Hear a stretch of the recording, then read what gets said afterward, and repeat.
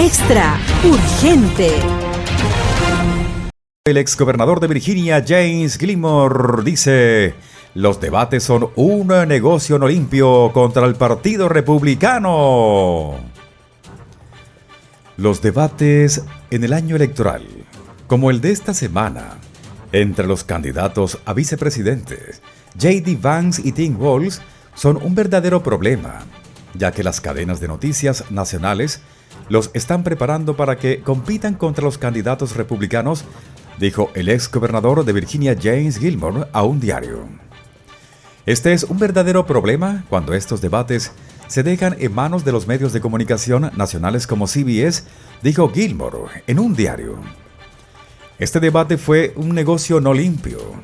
La última pregunta que se hizo simplemente exigía que Vance se distanciara de Donald Trump, el líder de la lista, o se vería mal. Ese era el objetivo. Hasta ese momento, Vance, senador republicano de Ohio, y Walz, gobernador demócrata de Minnesota, se habían mostrado civilizados.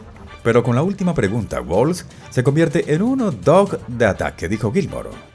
Eso, dijo el gobernador, me indicó que esa última pregunta era un juego no limpio y que él sabía que eso iba a pasar. Lo habían entrenado para saber cuál iba a ser su respuesta, dijo. Los periodistas nacionales ya no tienen la credibilidad para hacer esto. Las mujeres que estaban allí son básicamente lectoras liberales del teleprompter. Esto no es lo que deberíamos hacer en el futuro. Mientras tanto, Gilmore dijo que no se sabe si el debate Vance-Walz cambió algo en lo que respecta a las próximas elecciones, pero todavía cree que el evento fue importante.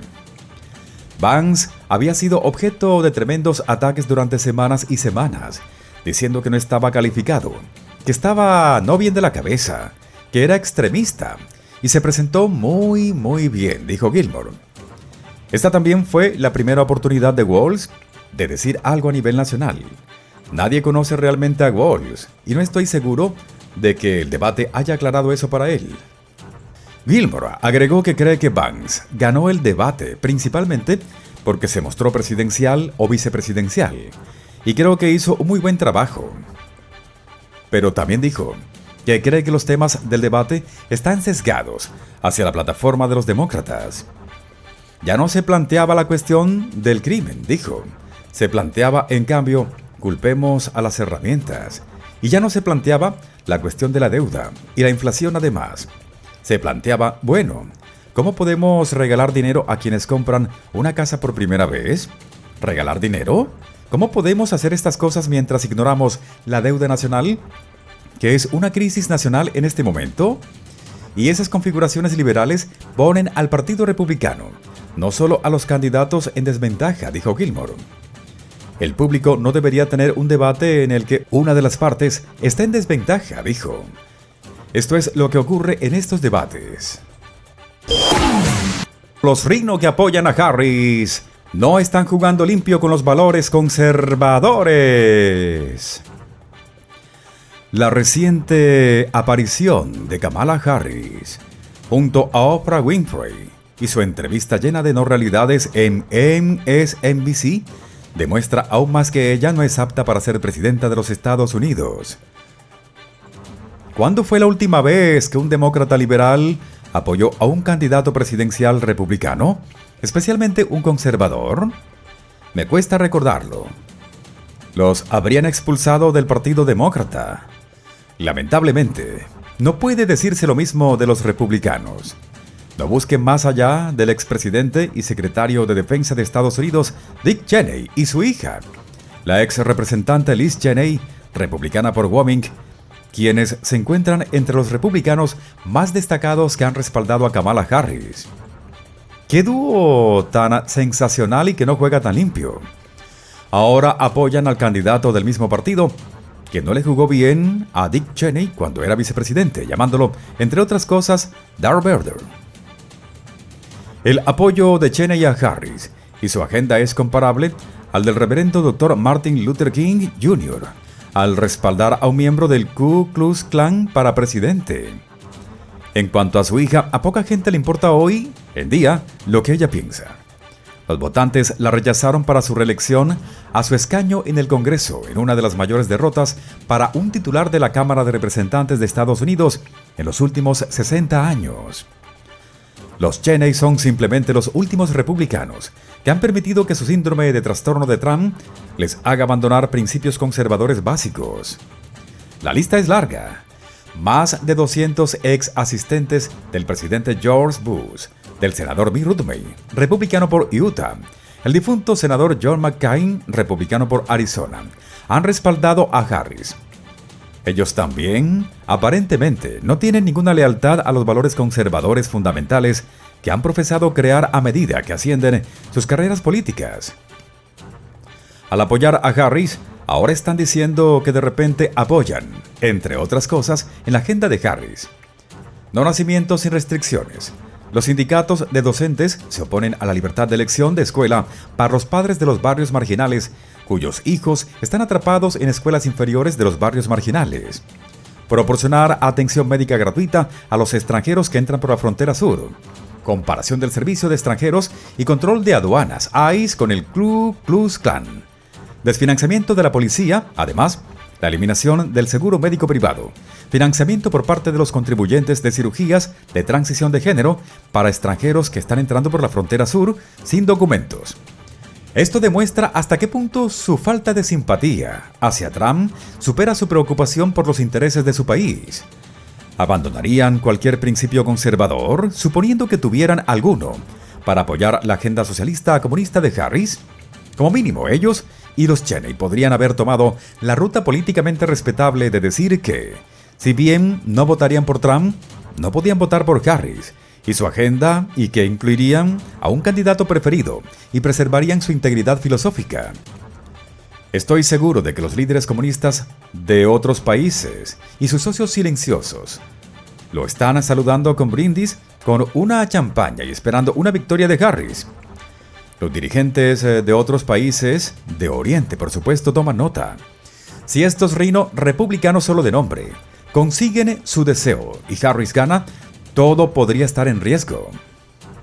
¿Confiarías en ella o en cualquier rino que la apoye para que te proteja a ti y a tu familia en algo negativo que puede pasar? De ninguna manera.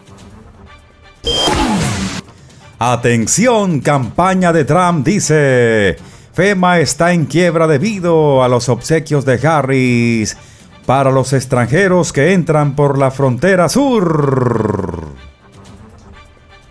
La campaña de Trump criticó a Kamala Harris por la falta de fondos en la Agencia Federal para el Manejo de Emergencias FEMA, diciendo que la candidata presidencial demócrata priorizó el gasto de extranjeros sobre los ciudadanos estadounidenses. La FEMA se ha quedado sin dinero para el resto de la temporada de huracanes porque Kamala Harris utilizó los fondos para regalarles cosas a los extranjeros que están entrando por la frontera sur, dijo Karoline Leavitt, secretaria de prensa nacional de la campaña de Trump, en un comunicado. Esto es inexcusable y otro ejemplo más de que Kamala Harris pone a los estadounidenses en último lugar. El secretario de Seguridad Nacional, Alejandro Mayorkas, dijo a los periodistas que FEMA puede satisfacer las necesidades inmediatas tras el huracán Helen, pero no tiene suficiente dinero en sus arcas para superar la temporada de huracanes. Estamos cubriendo las necesidades inmediatas con el dinero que tenemos. Estamos esperando que llegue otro huracán, dijo Mayorkas en el Air Force One, además pronunciando que FEMA no tiene los fondos para superar la temporada. La agencia federal está trabajando al límite de sus posibilidades con los estados para evaluar los daños causados por la tormenta y proporcionar alimentos, agua, generadores y otros suministros muy necesarios.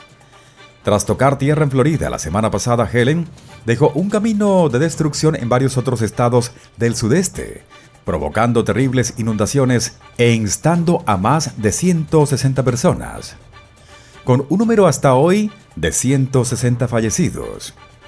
Si bien Mayorkas no especificó cuánto dinero adicional podría requerir FEMA, Sus comentarios se hicieron eco de las preocupaciones expresadas por Joe y algunos legisladores a principios de esta semana de que el Congreso podría necesitar aprobar un proyecto de ley de gastos suplementarios para ayudar a los estados con sus esfuerzos de recuperación. La temporada de huracanes va del 1 de junio al 30 de noviembre, pero la mayoría de los huracanes ocurren en septiembre u octubre. El Congreso recientemente puso a disposición $20,000 millones para el Fondo de Ayuda en caso de desastre de FEMA como parte del proyecto de ley de gastos provisionales que financiará al gobierno federal hasta el 20 de diciembre. El proyecto de ley también le dio a FEMA la flexibilidad para acceder al dinero más rápidamente según fuera necesario. Está previsto que los legisladores de ambas cámaras del Congreso estén en sus estados y distritos de origen hasta después de las elecciones de noviembre, ya que están concentrados en la campaña. El presidente de la Cámara de Representantes, Mike Johnson, republicano por Luisiana, no dio ninguna indicación de que estuviera considerando cambiar ese cronograma durante un discurso el día martes. Dijo que el Congreso acaba de proporcionar a FEMA los fondos que necesita para responder al desastre y que los legisladores se asegurarán de que esos recursos se asignen adecuadamente. Un grupo bipartidista de senadores de los estados afectados escribió a sus líderes esta semana, diciendo que está claro que el Congreso debe actuar para satisfacer las necesidades de los electores. Dijeron que eso podría incluso requerir que el Congreso regrese a Washington antes de lo previsto en octubre. Para complicar la situación, la administración Joe Harris teme que Trump pueda echar por tierra su agenda verde si gana las elecciones presidenciales y está apresurándose a gastar las decenas de miles de millones de dólares destinados a iniciativas climáticas. La administración Joe Harris está tratando de sacar este dinero y lograr que se comprometa en su totalidad, dijo Kathy Harris, de Blue Green Alliance, una coalición de grupos sindicales y ambientalistas, y dice, es una gran tarea. Muy pronto, vuelve a escuchar las noticias más relevantes en este canal de noticias.